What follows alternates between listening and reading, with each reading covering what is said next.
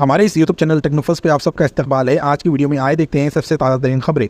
तेलंगाना में अगले 3 दिनों में दर्जे हरारत में मज़ीद 3 डिग्री का इजाफा खदशा है, जबकि इतवार की रात गर्मातीन रात का रिकॉर्ड किया जाने के खदशा जाहिर किया जा रहा है। महकमे के मौसमियात के मुताबिक तेलंगाना के 14 इलाकों में गर्मी की शिद्दत में जबरदस्त इजाफा रिकॉर्ड हुआ है और अगले 3 दिनों में मजीद इजाफे का खदशात है। महकमे की जानिब से मौसम की शिद्दत को देखते हुए कई इलाकों में रेड अलर्ट जारी किया गया है और आवाम को मशवरा दिया गया है कि वो बेला जरूरत शदीद घरों से निकलने से इज्तनाब और दिन में 11 बजे ता शाम 5 बजे घरों में रहने को तरजीह दे, ताकि रात धूप की मनफी असरात से महफूज रहे जा सके। महकमा के मुताबिक 1 अप्रैल और 2 अप्रैल के शुमाली इलाकों में मौसम की तब्दीली और बारिश के इम्कानात बताए जा रहे हैं। मंचिरियाल, निर्मल, आदिलाबाद, आसिफाबाद, राजना, सिरसिल्ला, निजामाबाद, पेटापल्ली, जयशंकर, जगतियाल, करीमनगर में मौसम की तब्दीली के असर में, लेकिन खालदान मलदान का कहना है कि इन इलाकों में मामूल से ज्यादा गर्मी रिकॉर्ड की जा रही है। बताया जाता है कि इन इलाकों के अलावा जनूबी इलाकों में भी गर्म की शिद्दत इजाफा रिकॉर्ड किया जाने लगा है और अगले 3 से 4 दिनों के दौरान दर्जे हरारत में 3 से 4 डिग्री सेल्सियस का इजाफा का खदशा जाहिर किया जा रहा है।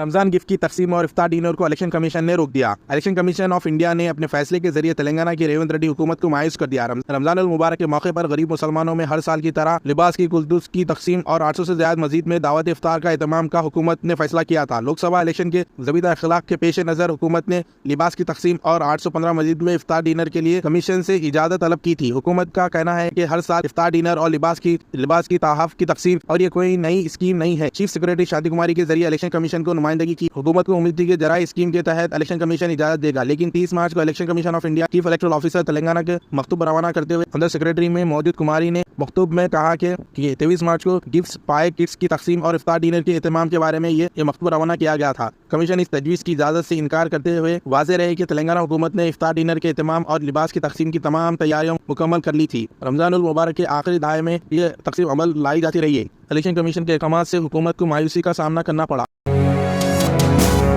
इंडिया इत्तेहाद के 5 नुकती मुतालबा पेश, बीजेपी को सख्त पैगाम। रामलीला मैदान में जमहूरियत को बचाओ रैली से अपोजिशन कायदीन का खिताब, बड़ी तादाद में आवाम शरीक। दिल्ली के रामलीला मैदान पर मुनक़िदा इत्तेहाद में हारली से अपोजिशन जमातों के कई कायदीन केजरीवाल और हेमंत सोरेन के एहलिया ने भी खिताब किया और हुकूमत को तनकीद का निशाना बनाया। अपने खिताब में राहुल गांधी ने कहा कि बीजेपी वजीर आजम मोदी और मुल्क के चंद अरबपति मिलकर मैच फिक्सिंग कर रहे हैं ताकि इख्तियार पर कब्जा करके मुल्क के आइन को तब्दील किया जा सके। उन्होंने कहा कि लोकसभा का ये इलेक्शन वोट वाला इलेक्शन नहीं बल्कि हिंदुस्तान और आइन की हिफाजत वाला इलेक्शन है, जिसके लिए आवाम को दम लगाकर वोट देना होगा। राहुल गांधी ने IPL का जिक्र करते हुए कहा कि बेईमानी से एम्पायर पर दबाव डालकर खिलाड़ी को खरीदकर कैप्टन को डराकर मैच जीता जाता है। क्रिकेट में ऐसे मैच फिक्सिंग कहा जाता है। नरेंद्र मोदी इस इलेक्शन में मैच फिक्सिंग की कोशिश कर रहे हैं। बीजेपी ने 400 पार का नारा दिया है, लेकिन बगैर मैच फिक्सिंग के लिए और सोशल मीडिया को खरीदने 180 भी पार नहीं किया जा सकता। ये लड़ाई आइन को बचाने की लड़ाई है। आइन खत्म होते ही मुल्क की दौलत 5-6 लोगों में चली जाएगी। उन्होंने कहा कि अगर हिंदुस्तान में मैच फिक्सिंग का चुनाव बीजेपी जीती और उसके बड़े आइन को और उन्होंने बदला तो इससे पूरे मुल्क में आग लगने जा रही है।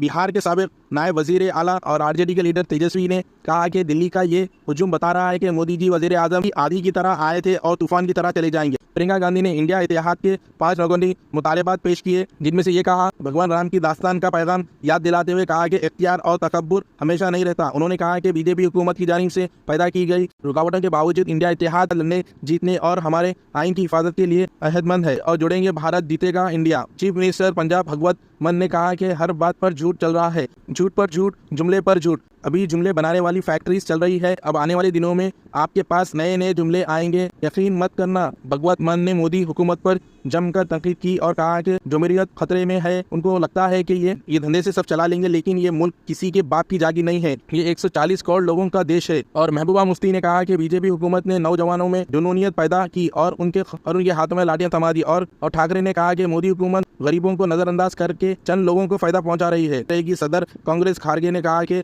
जमहूरियत और आइन को बचाने के लिए आखिरी सांस तक लड़ेंगे। SSC इम्तिहानात फ़राइज़ से गफलत पर 5 मुलज़िमीन मुअत्तल। SSC इम्तिहानात के 7वें दिन फ़राइज़ से गफलत बरतने पर महमूदाबाद जिले के 5 अहदेदारों को मुअत्तल कर दिया गया। डायरेक्टर सरकारी इम्तिहानात के मुताबिक 30 मार्च को एसएससी इम्तिहानात के 7वें दिन सोशल स्टडीज माजमून का इम्तिहान था। महमूदाबाद जिले में इंतहाई मरकज पर फराइज से गफलत बरतने पर 5 मुलजिमीन को मुअत्तल कर दिया गया, जिनमें एक चीफ सुपरिटेंडेंट, एक डिप्टी मार्शल ऑफिसर और 3 इन्विजिलेटर शामिल है। सोशल स्टडीज माजमून के लिए 4,95,146 रेगुलर उम्मीदवारों ने रजिस्टर किया था, जिनमें से 4,93,664। इसी तरह 1482 उम्मीदवार गैर हाजिर रहे। इसी तरह 669 प्राइवेट उम्मीदवारों ने रजिस्टर किया था, जिनमें से 4040 ने इम्तिहानात में शिरकत की थी और 265 उम्मीदवार गैर हाजिर रहे। मक्का मुकर्रमा में दरस ख़त ज़ाहिर सबकी तवज्जो का मरकज़ बना हुआ है। दरस ख़ामद शख्स की पहचान ना हो सकी, अलबत्ता शक्ल सूरत से मालूम होता है कि वो अफ्रीकी निस्बत से है। अंदाज़ा लगाया जा रहा है कि मुमकिन तौर पर वो ज़हरी दुनिया के तवील ख़ामद अफराद में से एक हो सकते हैं। मीडिया के मुताबिक दरस ख़ामद शख्स का ख़त अंदाज़न 2.5 मीटर तक है, जबकि ज़ायरीन में मुनफरिद और नुमायाँ होने की वजह से बेशुमार लोगों ने तवाफ़ करते हुए उनकी तस्वीर खींची और वीडियो भी शेयर की। इस्लाम कबूल करने के चंद घंटों बाद इंतकाल। दुबई में यूक्रेनी खातून की नमाज जनाजा में सैकड़ों अफराद शरीक। दुबई में यूक्रेनी से ताल्लुक़ रखने वाली 32 साला खातून का इस्लाम कबूल करने के चंद घंटों बाद इंतकाल हो गया। खातून की नमाज जनाजा में सैकड़ों अफराद शरीक। मीडिया के मुताबिक दरिया कौंसा रिंकू नामी यूक्रेनी खातून सयाहत के लिए मुत्तहिद अरब एमिरेट्स पहुंची और फिर यहाँ नौकरी की तलाश शुरू कर दी। इस दौरान उन्हें करियर के मौके मिले, बल्कि मजहब इस्लाम से भी मुतासिर हुई। खातून यूक्रेनी थी और उन्हें 25 मार्च को दीन में इस्लाम कबूल किया था। रिपोर्ट में बताया गया है कि खातून का इस्लाम कबूल करने चंद घंटों बाद उन्हें दिल का दौरा पड़ा और वो रोजे की हालत में इंतकाल कर गई। खातून का दीनी में कोई रिश्तेदार नहीं था। खातून की नमाज जनाजा के लिए हजारों अफराद अल खुसैस कब्रिस्तान की मस्जिद में जमा हुए। भिखारी के शर्ट पर QR कोड। भीख मांगने का जदीद तरीका। दुनिया बहुत तेजी से डिजिटल दौर में मुताल्लिक हो रही है, लेकिन क्या आपने कभी सोचा है कि एक भिखारी भी डिजिटल भीख मांग सकता है? जी हाँ, इसी तरह का एक वाक़या आसाम के गुवाहाटी में पेश आया, जिसको सबको हैरान कर दिया। मीडिया रिपोर्ट्स के मुताबिक एक नाबीना भिखारी भीख मांगने के लिए गाड़ी तक पहुंचा तो देखा गया कि उसके शर्ट पर QR कोड प्रिंट था। गाड़ी के ड्राइवर ने भिखारी से बातचीत करते हुए QR कोड को स्कैन किया और कुछ पैसे को ऑनलाइन ट्रांसफर कर दिया। चैनल को लाइक एंड सब्सक्राइब कर दे ताकि आपको हर आने वाली अपडेट मिल सके।